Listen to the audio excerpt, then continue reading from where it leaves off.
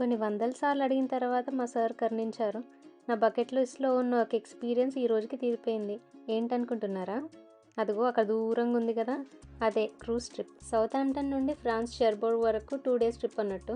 ఇలా పెద్ద క్రూజ్ షిప్‌లో ట్రావెల్ చేయాలని నాకు ఎప్పటినుండో ఉండే. ఇవాళ షిప్ ఎక్కుతున్నప్పుడు దగ్గర నుండి చూస్తే ఇంకా ఒక పెద్ద అపార్ట్మెంట్ బిల్డింగ్ లాగా అనిపించింది ఇక్కడ నుంచి. ఎయిర్‌పోర్ట్‌లో మన పాస్‌పోర్ట్ ఇంకా వీసా చెక్ చేసినట్టు ఇక్కడ క్రూజ్ టెర్మినల్‌లో కూడా చెక్ చేసిండ్లు. మళ్ళీ క్రూజ్ ఎక్కిన తర్వాత కూడా మళ్ళీ ఇంకేవో చెక్ చేసేసి ఫైనల్‌గా రూమ్ కీస్ ఇచ్చిండ్లు కదా అని సంతోషపడేలోపు మళ్ళీ ఇంకో కిలోమీటర్ నడవాల్సి వచ్చింది. ఫైనల్గా అయితే రూమ్కి వచ్చేసాం. మేము బాల్కనీ రూమ్ తీసుకున్నాము మంచి వ్యూస్ ఉంటాయని చెప్పేసి. కానీ నాకు 2 దెబ్బలు తగిలినాయి.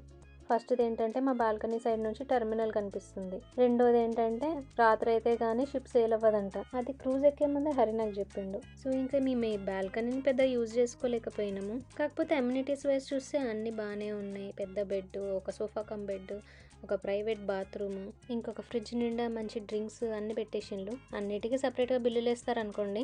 ఉన్నది 2 డేసే అని చెప్పేసి రిలాక్స్ కూడా అవ్వకుండా షిప్ మొత్తం ఎక్స్ప్లోర్ చేసేద్దామని బయలుదేరినాం. పేరుకి షిప్పే కానీ వాటర్ పైన నడిచే రిసార్ట్ అనొచ్చు దీన్ని. చూస్తున్నారు కదా దగదగ ఎలా మెరిసిపోతుందో. ఈ క్రూజ్ ట్రిప్ లో మేము ఇంకేం చేసామో మా నెక్స్ట్ వీడియోలో చూడండి అండ్ సబ్స్క్రైబ్.